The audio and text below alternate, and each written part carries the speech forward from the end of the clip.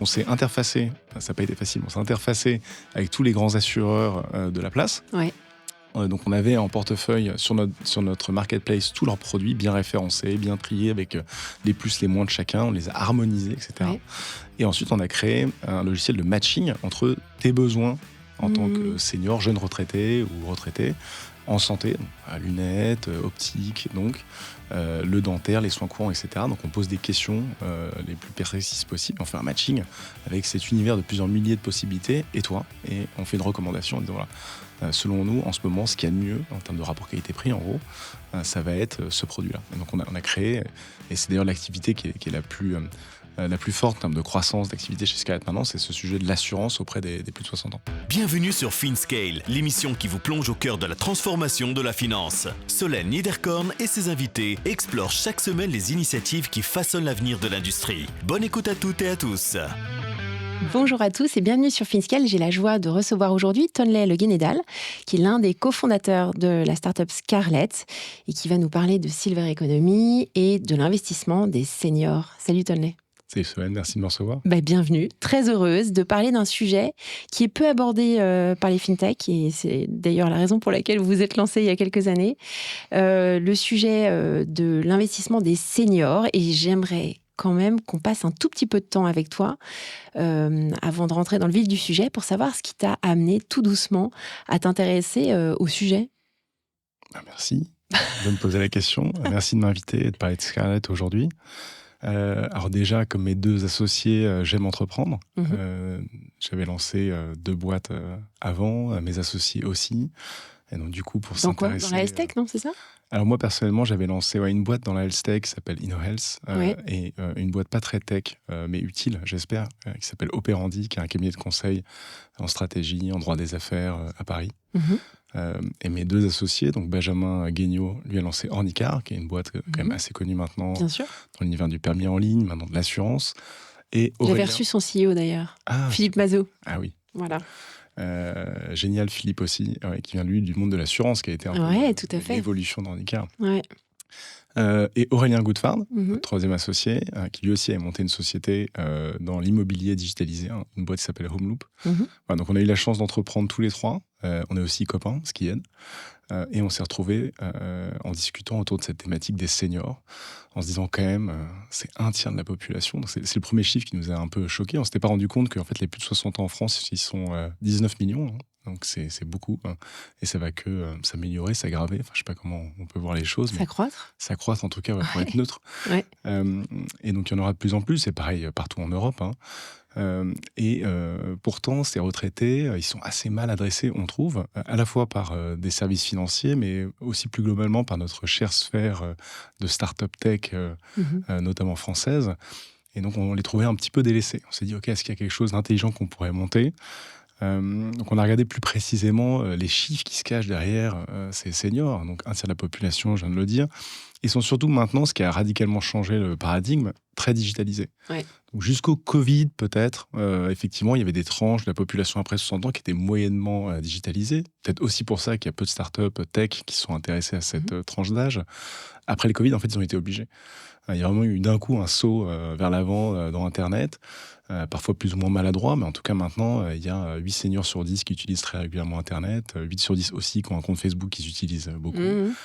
Et donc du coup, ils sont très digitalisés. Donc du coup, le paradigme change. Voilà, les gens vivent de plus en plus longtemps. La retraite, ça commence à... Bon, on va voir à quelle sauce on va être mangé, mais on va dire autour de 64 ans. Voilà, de 64 à, on espère, 90 et plus. Il y a quand même une route qui est assez longue.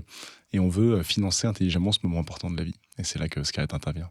Alors, comment vous avez conduit votre analyse, votre exploration de marché ? Alors, moi, tu sais, je suis un ancien consultant, hein, donc j'ai regardé un peu les grands chiffres, certains que je viens de te donner. Et ensuite, on a regardé les concurrents potentiels. On s'est dit, mais en fait, qui aujourd'hui s'adresse à cette classe d'âge ? Donc, il y a des les assurances, vous allez regarder quoi ? Les banques, les assurances, les CGP, etc. Oui, on a regardé dans l'univers qui nous semblait le plus important pour les seniors, c'est-à-dire la finance personnelle, le pouvoir d'achat, c'est comment être malin avec son argent à la retraite, qui finalement leur parle. Donc finalement, il y a les grandes institutions qu'on connaît tous, les banques, les grands groupes d'assurance, dans l'univers patrimonial aussi les grands groupes d'immobilier. En fait, à force de voir comment ils échangeaient avec les seniors, finalement, on ne trouvait pas ça hyper percutant. On n'a pas l'impression qu'ils avaient développé une manière de distribuer leurs services, leurs produits auprès des seniors, notamment via le digital, hyper percutante.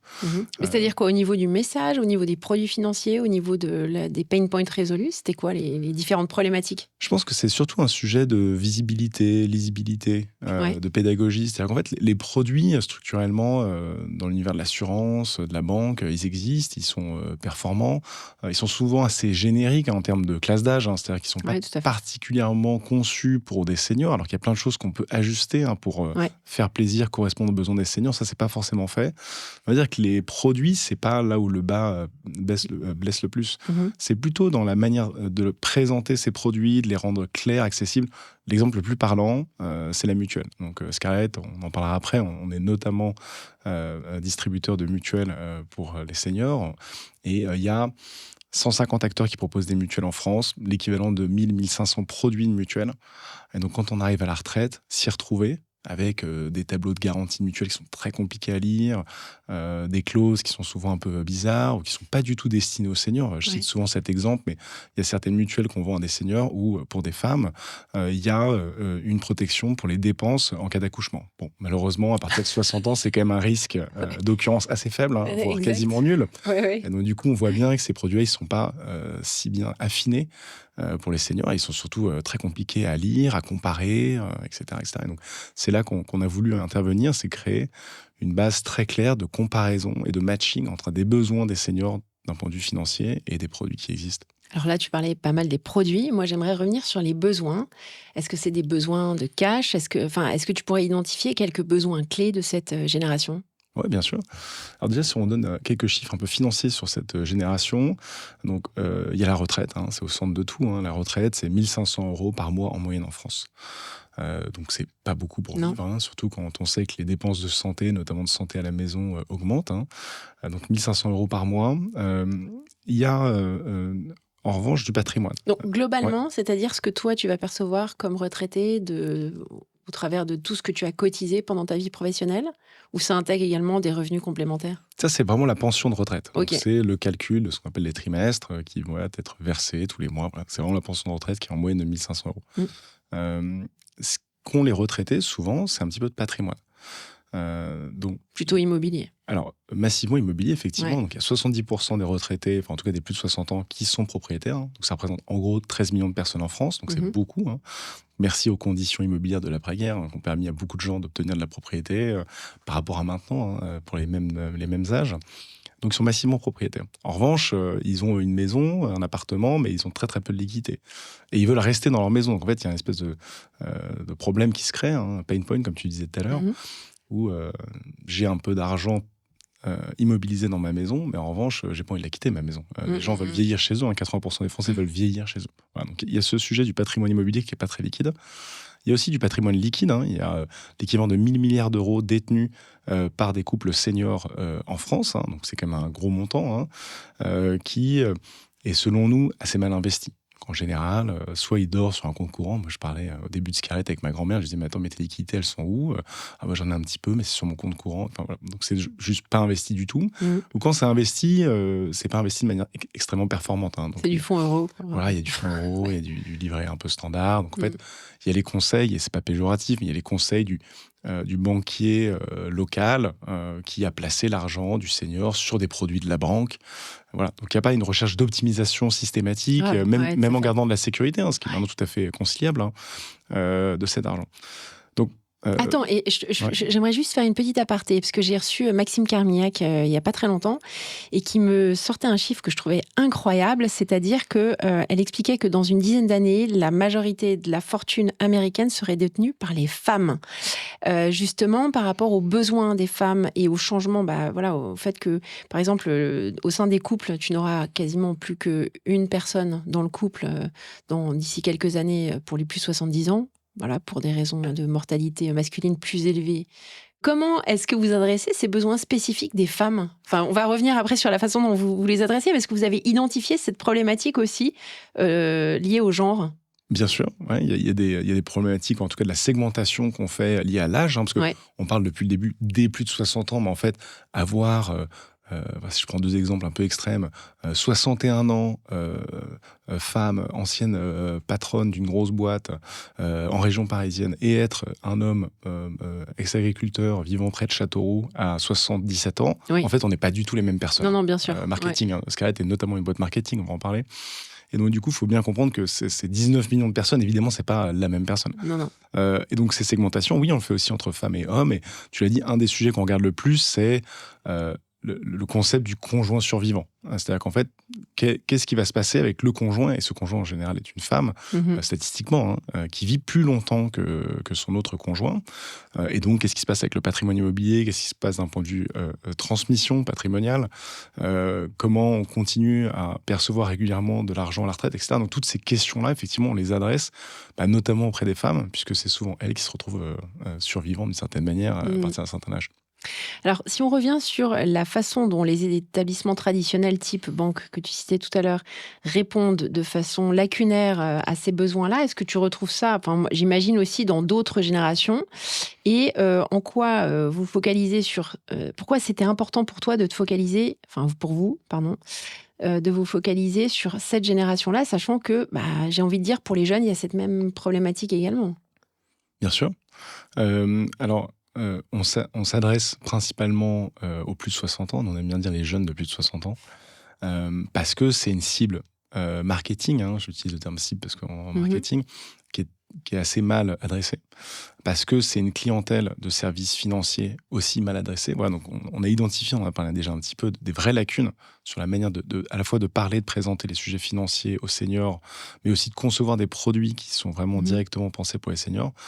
Alors qu'on trouvait que dans d'autres générations, là, mon associé Benjamin Guignot, qui a monté Handicap, connaît très bien, par exemple, les 16-30 ans, on va dire, bien sûr. les gens qui passent le permis ou qui s'assurent avec des autos. Où là, il y avait vraiment des offres spécifiques pour eux. Ouais, c'est des gens qui sont un peu plus adressés et paradoxalement, qui sont plus difficiles à adresser, parce que nous, nos clients, les gens qui font confiance à Scarlett, ils lisent énormément. Donc nous, on produit par exemple 60 articles sur la plateforme scarlett.fr sur tous les sujets financiers importants, la transmission, la fiscalité, la mutuelle, l'épargne, tous ces sujets de l'ordre de la finance personnelle. Et on est extrêmement lus. Oui, parce qu'en fait, les gens, ils sont à la retraite et ils aiment bien lire. Pour comprendre, pour s'instruire, avant de faire confiance, ils veulent être sûrs.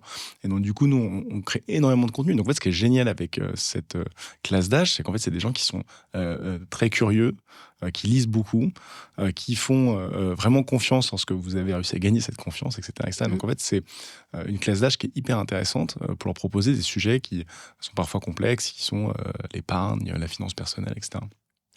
La problématique donc, que vous souhaitez résoudre, c'est donner accès à quoi? À du savoir, donner accès à des produits financiers. Est-ce que c'est déjà établi au tout départ quand vous vous lancez ou pas? Alors nous, ce qu'on veut, ça fait un peu mission. Non, mais c'est important de parler de la mission. Améliorer le pouvoir d'achat à la retraite. D'accord. Voilà, ça, c'est vraiment le titre. Plus précisément, les finances personnelles, c'est les leviers qui permettent d'améliorer son pouvoir d'achat. Et donc, on veut être sûr qu'après 60 ans, on ait tous les outils intelligents pour avoir les bonnes assurances au bon coût, avoir un accès simple, efficace à du prêt bancaire. Il faut savoir qu'en France, le prêt bancaire auprès de seniors, c'est assez désastreux. Nos chères institutions bancaires françaises prêtent assez difficilement à des seniors. Voire pas. Oui. Voire pas du tout. Et donc, du coup, nous, on a fait sortir, présenter une gamme de prêts tout à fait pensés pour les plus de 60 ans. Aussi, une manière, on le disait tout à l'heure, de placer son argent intelligemment. Donc nous, ce qu'on veut, c'est rendre très clair, très accessible l'ensemble de ces sujets qui permettent d'être un levier pour améliorer son pouvoir d'achat à la retraite. C'est ça la vocation de Scarlett. Alors, dans la tranche d'âge 60 ans et plus, il y a quand même un enjeu de succession et de patrimoine aux générations du futur. Est-ce que ça, c'est quelque chose qui ne vous concerne pas, ou est-ce que c'est un enjeu que vous voulez couvrir peut-être plus tard dans le développement de la boîte? Ça nous concerne dès maintenant. Ouais. Ça me permet de répondre à une question qu'on a laissée un peu en suspens tout à l'heure, c'est quels sont les vrais besoins qu'on adresse. Donc il y a compléter ses revenus à la retraite. On disait petit revenu à la retraite en moyenne en France. Donc souvent les retraités veulent compléter leurs revenus tout simplement pour faire face à des besoins. On penserait tout de suite à des besoins de santé, mais en fait c'est aussi des gens qui veulent voyager, qui ont enfin du temps libre pour eux et qui veulent en profiter. Donc il faut compléter leurs revenus. Il y a améliorer la transmission patrimoniale qui est vraiment un enjeu, et notamment en France. C'est comment je fais pour intelligemment transmettre à la génération suivante Donc là, ça me permettra de faire un zoom là-dessus après. Et c'est aussi des gens qui veulent faire fructifier leur patrimoine. C'est pas tout de le transmettre, mais en fait, comme on a plusieurs décennies encore devant soi quand on est à la retraite, il y a encore toute la latitude de faire fructifier ce patrimoine intelligemment. Voilà. Donc c'est ça les vrais besoins qu'on adresse avec Scarlett. Et donc sur le sujet de la transmission, nous, c'est vraiment un des éléments qu'on regarde beaucoup. Il y a beaucoup de nos produits qui en fait touchent à cet univers de la transmission. L'exemple typique, c'est il y a une maison. Voilà, je sais pas, une maison qui vaut 500 000 euros.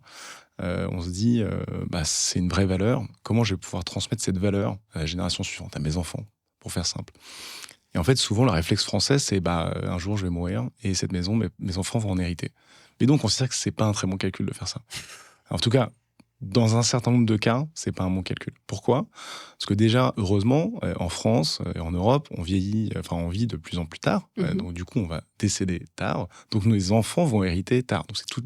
Ils hériteront retraités probablement. Exactement. Ils vont hériter, ils seront même plus actifs. Donc en fait, je vais permettre à mes enfants de toucher très tardivement de l'argent.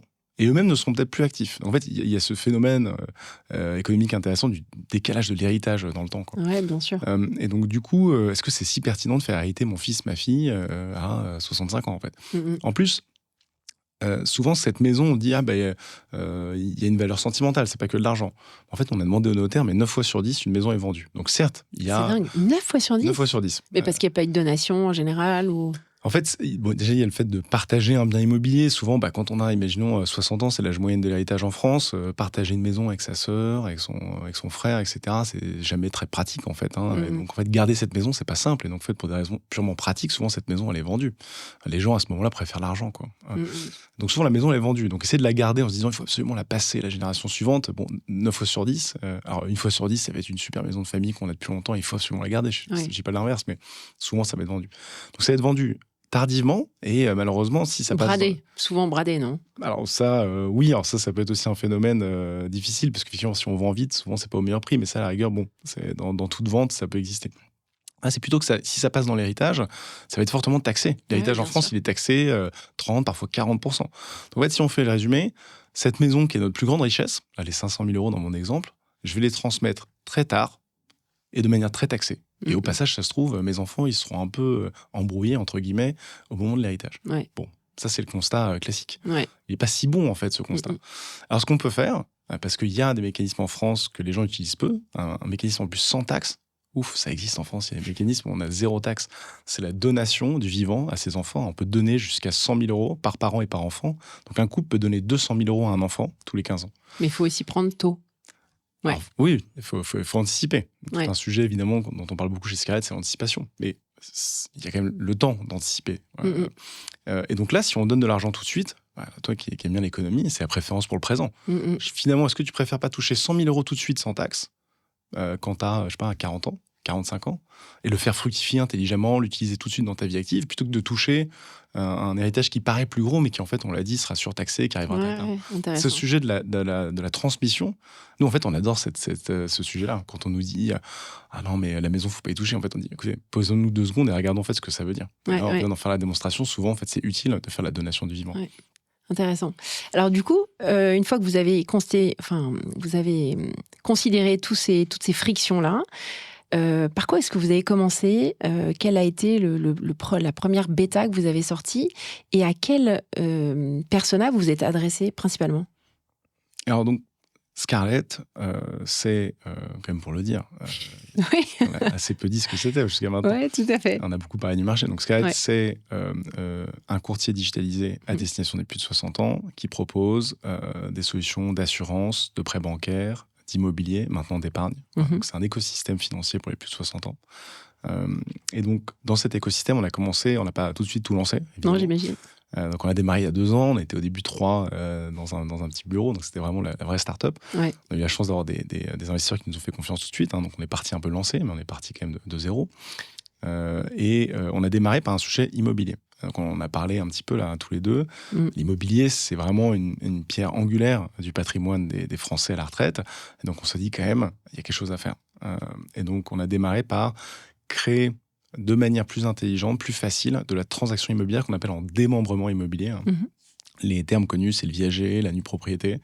C'est permettre à des propriétaires de plus de 60 ans qui veulent rester chez eux de tout de même toucher des liquidités grâce à cet immobilier. Parce que qu'est-ce que permet le viager finalement?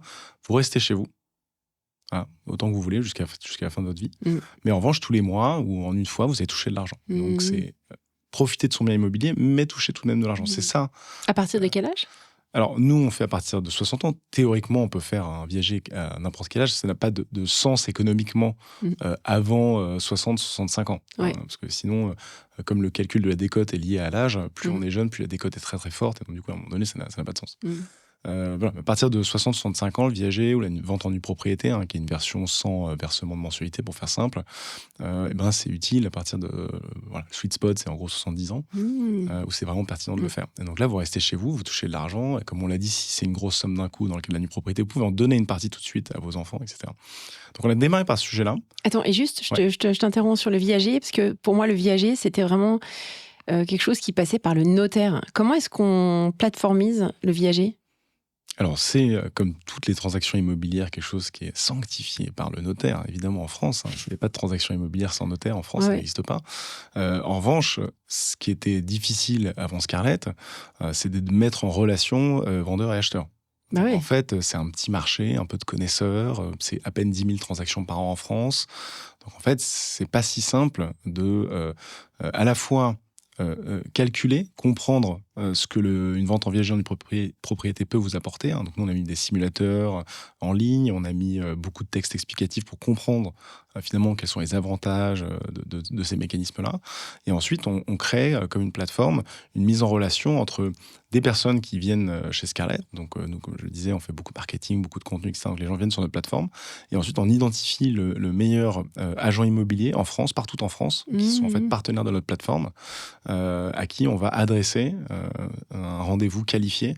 On a rencontré la personne, on lui a parlé, puis on a vu que ce serait intéressant de faire un viager. Donc on conseille telle personne dans telle région, telle agence pour réaliser ce viager, et qu'on continue à suivre la transaction jusqu'à ce qu'elle soit réalisée. Donc on fait de la mise en relation entre des personnes qui sont propriétaires de plus de 60 ans et en gros des agents immobiliers qui sont spécialisés dans les ventes en viager ni propriété d'autre part. Intéressant. On a créé cette connexion en fait qui n'existait pas. Donc on a le premier... Ça, c'est un des piliers. Voilà, c'est le premier pilier même, c'est la première chose qu'on a lancée. On est fiers maintenant, on a le premier réseau d'agents immobiliers spécialisés en viager en France. Voilà. Donc il y a plus de 100 agents immobiliers qui sont connectés à la plateforme. Et donc ça, on a commencé par ça. Ensuite, assez vite, on s'est dit, OK, super, on a envie d'aller plus loin, on a envie d'être cet écosystème. On a lancé l'assurance. Donc là, l'assurance, pas du tout un marché de niche, comme peut l'être le viager, marché énorme. Donc l'assurance... pour les plus de 60 ans, ce qu'on appelle la mutuelle individuelle senior, son petit nom, c'est un marché de 20 milliards de primes par an. Faut savoir pour ceux qui nous écoutent, qui sont peut-être à jour, on va dire, des success stories dans l'univers de l'assurance. Il y a Alan, dont on parle beaucoup, qui traite de l'assurance collective. Donc c'est l'assurance, la mutuelle auprès des entreprises pour les salariés. C'est aussi un marché de 20 milliards. En fait, c'est les mêmes tailles de marché.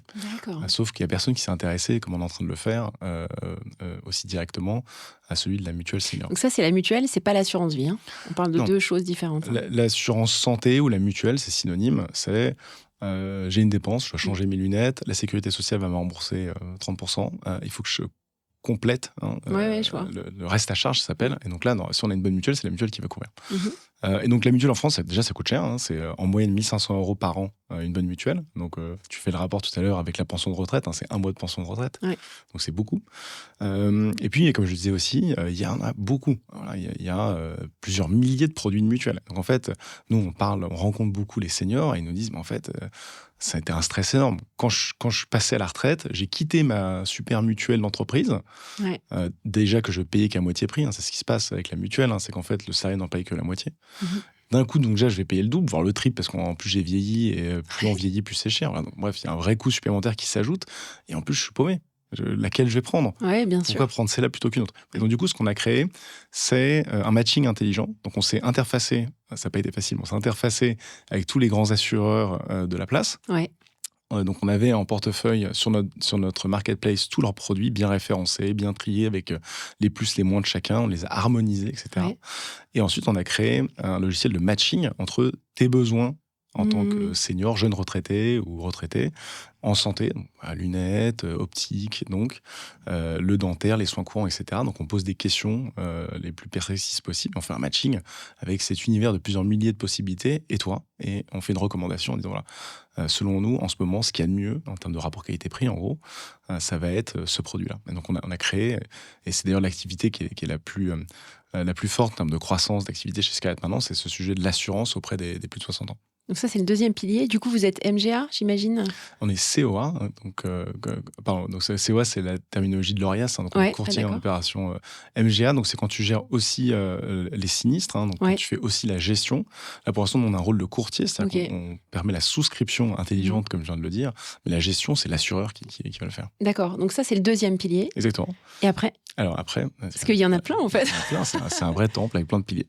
Il y a le prêt bancaire, donc on l'a dit, le prêt bancaire, c'est un vrai sujet. À chaque fois, on a un peu des vrais combats de société. C'est que il n'y a que 3% des prêts qui sont octroyés à des retraités.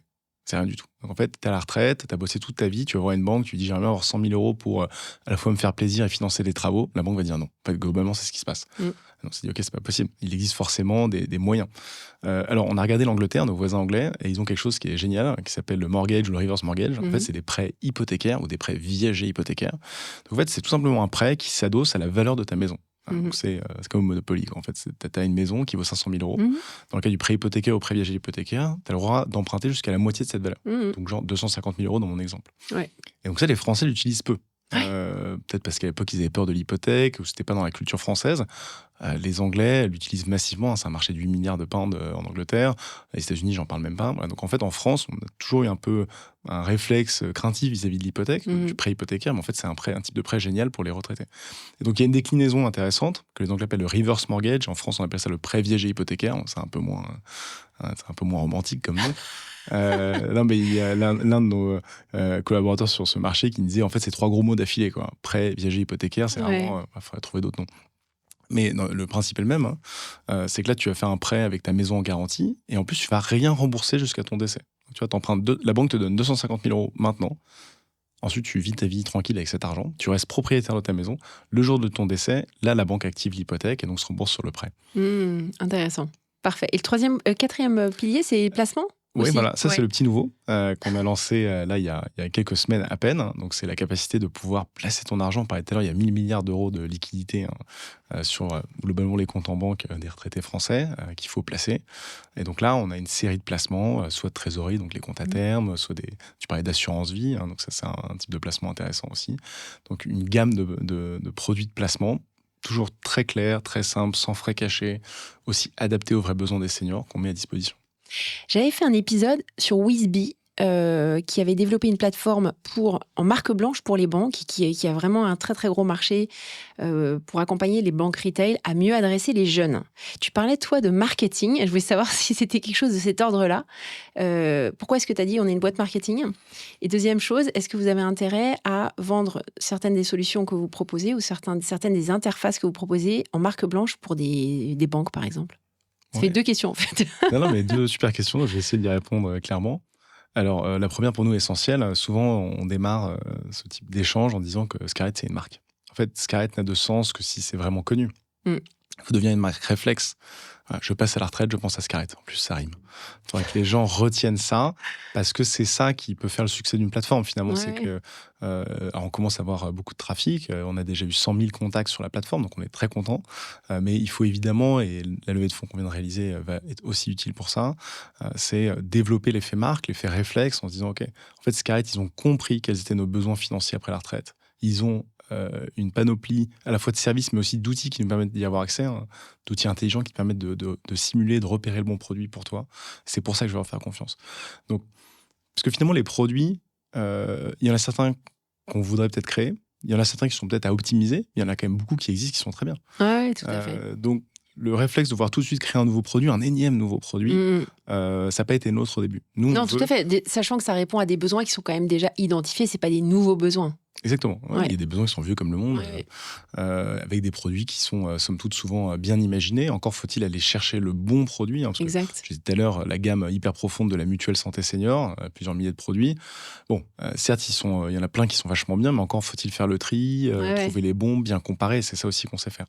Donc on pense qu'avant d'avoir tout de suite une innovation produit, on voulait d'abord avoir une innovation marketing et de présentation de ces produits. Mmh. Donc on les a tous référencés, on les a tous triés, on les a tous rangés, puis on les a tous connectés, on va dire, avec des logiciels intelligents qui viennent comparer vos besoins avec les produits qui existent. On trouvait que le premier pas à faire, c'était celui-là. C'est vraiment le pas de la plateforme en fait qui rend très lisible, très clair tous ces sujets qui de loin paraissent un peu complexes. Ouais. Et une fois qu'on a fait ça, ce qu'on a déjà fait, évidemment, on se dit, ok, nous aussi, à force de côtoyer nos clients, leurs besoins, de côtoyer aussi les produits, ce qui existe, on se dit, ok, il y a peut-être des petits tweaks à faire, et donc des produits en marque Scarlett, donc il y en a certains auxquels on pense, Ouais. qui pourraient sortir en disant, voilà, c'est le produit Scarlett, par exemple, la mutuelle Scarlett ou le livret Scarlett de placement, etc. Donc il y a un certain nombre de sujets auxquels on réfléchit pour l'instant, qui ne sont pas live chez nous. Oui, parce que la captation de valeur est quand même énormément là-dessus aussi, hein. Oui, il y a de la valeur supplémentaire, il y a du service supplémentaire parce que on est parmi, je pense, l'une des rares entreprises, plateformes qui maintenant connaît hyper bien sur ces sujets finances personnelles les besoins des seniors. Ouais. Donc on est capable d'ajuster énormément. Donc nous, on adore la data et on regarde beaucoup comment se comportent, ce que veulent vraiment nos clients. Et du coup, on a une connaissance fine maintenant et donc ça nous permet de faire des évolutions de produits que peut-être d'autres ne peuvent pas faire. Et au sujet de la marque blanche, justement, pour adresser cette problématique qu'ont les banques à ne pas savoir comment communiquer avec ces plus de 60 ans, est-ce que vous avez l'intention de développer des interfaces pour les banques ? Alors, typiquement, un service qu'on rend ou qu'on peut rendre à des banques pour accéder, pour distribuer leurs produits à des seniors, c'est plutôt, entre guillemets, de se faire référencer sur notre plateforme. Ouais. Si le mot référencement n'est pas très juste, c'est plutôt du partenariat. Ouais. Mais le move, le geste intelligent que peut faire une banque, c'est de faire confiance à Scarlett pour distribuer ses produits. Ouais. C'est-à-dire, si vous vous branchez sur notre plateforme et que nous, grâce à nos parcours, grâce à nos logiciels de matching, on vous permet d'avoir des clients, en fait, qui font confiance à Scarlett et qui on leur dit, voilà, il y a la banque X qui vient d'arriver sur la plateforme, ils ont des super produits. C'est plutôt comme ça, je pense qu'on peut D'accord. donner accès aux seniors. Ouais. C'est via la plateforme, en fait. Intéressant. Alors, tu le mentionnais tout à l'heure, vous venez d'annoncer une levée de 8 millions d'euros avec vos investisseurs du départ et puis d'autres. J'aimerais que tu reviennes dessus et j'aimerais également que tu nous parles de cette posture de CEO chez Scarlett, parce que c'est pas tout à fait, là, vous êtes passé dans une autre dimension. Donc, qu'est-ce que ça a changé pour toi en tant que CEO en termes de posture ? Parce que là, tu boxes dans une autre ligue. Donc... Ouais, écoute, on est ravis, évidemment. Une levée de fonds, c'est quand même souvent une bonne nouvelle pour une société. On avait déjà fait une levée de fonds au démarrage. Donc avec Alven déjà à l'époque. Alors, Alven, c'était notre fonds lead, Ouais. celui qui a leadé le tour. Et puis on avait aussi Raise, Seed for Good, qui est le fonds impact de Raise. Puis d'autres investisseurs qui s'étaient joints à eux. Donc évidemment, je les remercie parce que évidemment, c'est ceux qui ont pris le plus de risques. Ils nous ont fait confiance. Je dis souvent, s'attaquer à la silver economy, c'est un peu l'Everest. En fait, il y en a beaucoup qui ont essayé, qui se sont cassés les dents. Mais faire une boîte scalable, stylée dans l'univers de la silver economy, c'est pas évident. C'est le cas de plutôt alors. Ouais, alors, en tout cas, c'est une grosse montagne. Ouais. Et donc, du coup, nous, on était ravis. Bon, on avait eu un petit peu d'expérience entrepreneuriale avant de s'attaquer à ce sommet. Voilà. Puis, on le disait au début, tech plus senior. Il y en a beaucoup qui nous ont dit, OK, vous êtes sûr avant d'y aller que les seniors sont sur Internet? Et en fait, oui, on a regardé, c'est bon, maintenant, ils y sont massivement. Et il faut se lancer. Donc déjà, je remercie évidemment ces fonds du début qui prennent toujours le plus gros risque. Et donc là, ça c'était une levée de 4 millions d'euros en 2023. Et là, on a levé 8 millions d'euros il y a quelques semaines à peine qu'on a annoncé, avec un nouveau fonds, donc en plus des existants Alven et Raise, parce qu'ils voyaient que voilà, ça a cartonné en gros, ils ont voulu réinvestir, on est ravis. Et il y a un nouveau fonds qui s'est ajouté à eux, qui est le fonds qui s'appelle 115K, qui est le fonds de la Banque Postale. D'accord. Et donc là, à la fois, c'est un... Que j'ai reçu d'ailleurs. Super. L'épisode va être publié, je sais pas, plus ou moins autour du tien. Super. C'est donc Damien Launois qui s'occupe, qui est le directeur du fonds, qui s'occupe de Scarlett, qui est à notre board maintenant. On est ravis de l'accueillir. Et donc, que le fonds de la Banque Postale, c'est à la fois un super investisseur, on va dire généraliste en start-up tech et notamment en fintech. C'est l'une de leurs spécialités. Ils ont beaucoup d'expertise là-dessus. Et puis, ils ont derrière eux, évidemment, l'immense galaxie de la Poste, qui est plein de sujets amusants, de partenariats, de réflexion business qu'on a par ailleurs. Top. Cette nouvelle levée, elle vient financer quoi exactement ? Il y a donc plusieurs sujets évidents quand on est une boîte tech, donc on va continuer à investir dans la tech. C'est l'un de nos piliers, c'est-à-dire qu'en fait, il faut être capable très rapidement, très intelligemment de proposer les meilleurs services. Donc on a un peu d'aide de l'intelligence artificielle aussi là-dessus. Donc on bosse pas mal sur la tech pour rendre très clair, présentable l'ensemble des services Scarlett à nos chers jeunes de plus de 60 ans. Donc ça, c'est un vrai sujet tech. Et un sujet marketing, on en a parlé tout à l'heure, c'est qu'on veut faire rayonner la marque. Bien sûr. Là, il y avait une bande d'initiés qui savaient un peu ce que c'était que Scarlett. On voudrait que tous les retraités, une fois qu'ils passent à la retraite, se disent « Ok, maintenant, enfin, ça y est, je peux rejoindre le club Scarlett. » Que ce soit le réflexe ornicard pour les permis, en fait. Exactement. Je nous souhaite d'avoir le même genre de succès. En tout cas, on est bien parti pour. Donc, il y a vraiment un sujet marketing. Il y a aussi un sujet de recrutement. C'est-à-dire que là, on en parlait tout à l'heure, tu me disais on change de dimension. Effectivement, il y a 18 mois, on était 3. Là, on est 30. À la fin de l'année, on sera 50. Donc, il y a beaucoup de gens qu'on recrute pour être des conseillers experts, notamment. C'est là où on recrute le plus. C'est des gens qui sont très forts sur leur sujet, l'emprunt, la mutuelle, qui peuvent, en plus de ce qu'on sait faire sur notre site, avec tous nos outils, vont évidemment compléter avec de l'expérience la bonne sélection, du bon placement, de la bonne mutuelle pour nos chers retraités. Alors, on parlait des retraités. Dans le couple ou dans le retraité en tant qu'individu, il y a aussi différentes parties prenantes qui rentrent dans le jeu, qui peuvent être également intéressées par Scarlett. C'est les enfants de ces retraités ou les aidants éventuellement de ces retraités. Est-ce que vous avez en tête également d'étendre ce modèle pour les personnes de l'écosystème du retraité ? Je pense plutôt en fin de vie. Bien sûr. En fait, c'est évidemment des personnes hyper importantes. Donc, plus la décision est engageante, plus le sujet est fort, plus la personne de plus de 60 ans va demander son avis, alors soit à son cercle familial proche, soit carrément à son notaire, etc. Donc, en fait, ces personnes qui font partie de la décision, finalement, de la vie du senior, c'est des gens qui sont hyper intéressants pour nous, qui sont importants pour nous. Alors, il faut aussi pas caricaturer, c'est-à-dire qu'il y a beaucoup d'échanges et de transactions qui se font juste avec le retraité, qui n'a pas toujours besoin de l'avis de ses enfants, ou l'autorisation de ses enfants, si je vais jusque-là. Typiquement, la mutuelle, qui est un produit relativement personnel, très proche de ses besoins à soi, c'est vraiment le retraité lui-même qui va prendre la décision.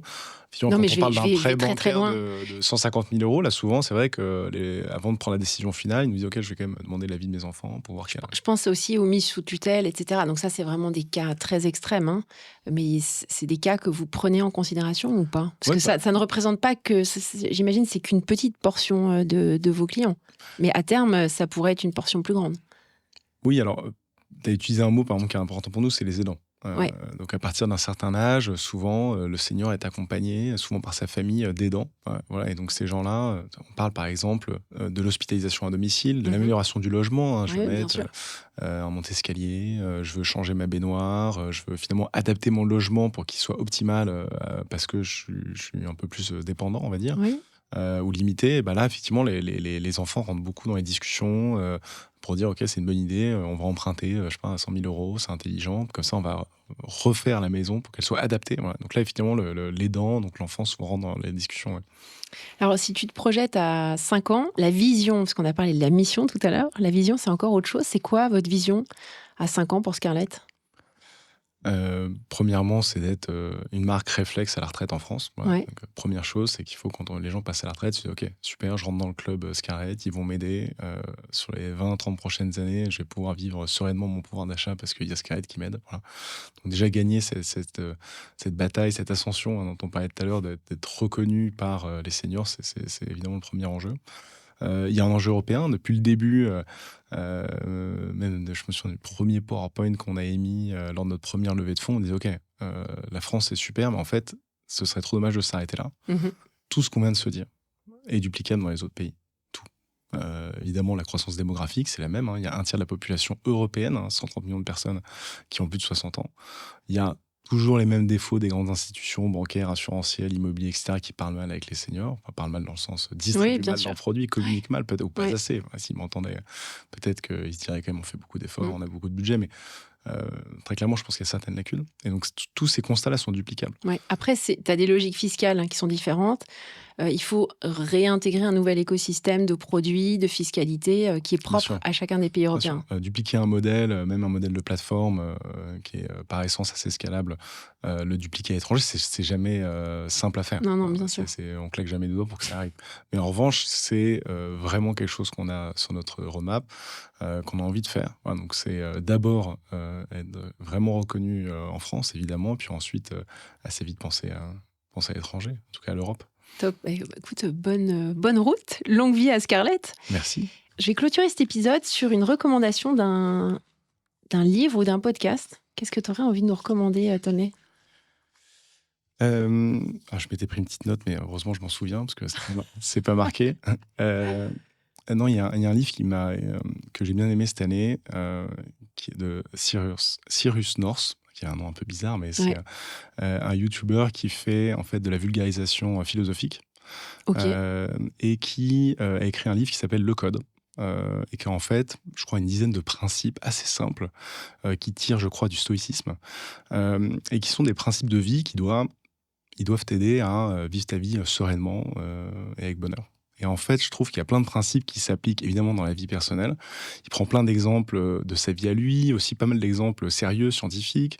Il les lie en fait entre humour et sérieux, et c'est vachement bien fait. Et il donne ces 10 grands principes. C'est ça ? Ouais, le code. Ouais. Il donne ces 10 grands principes qui sont hyper bien expliqués et qui te permettent de relativiser en fait à chaque fois qu'il t'arrive quelque chose, une épreuve, et de voir la vie un peu différemment. Et je trouve que, notamment dans l'entrepreneuriat, s'il y a des gens qui sont entrepreneurs ou futurs entrepreneurs qui nous écoutent, il y en a, t'inquiète. Il y a vraiment pas mal de principes sympas à prendre. Ils ne sont pas du coup des principes business, ils sont plutôt des espèces de boussoles en fait, qui sont quand il t'arrive un truc. Tu as besoin souvent d'un repère, d'un adage d'une certaine manière, et c'est vrai que ces grands concepts bien utilisés, ça peut être assez puissant, et j'avais trouvé ce livre en ce sens hyper intéressant. Top, merci beaucoup pour cette recommandation et à bientôt. Ouais, à bientôt, merci Zoé. Salut. Merci d'avoir suivi FinScale. Abonnez-vous à la newsletter sur Substack pour ne rien manquer des dernières innovations. Retrouvez aussi le podcast en audio sur toutes les plateformes d'écoute et en vidéo sur YouTube. À très vite avec Solène Niederkorn.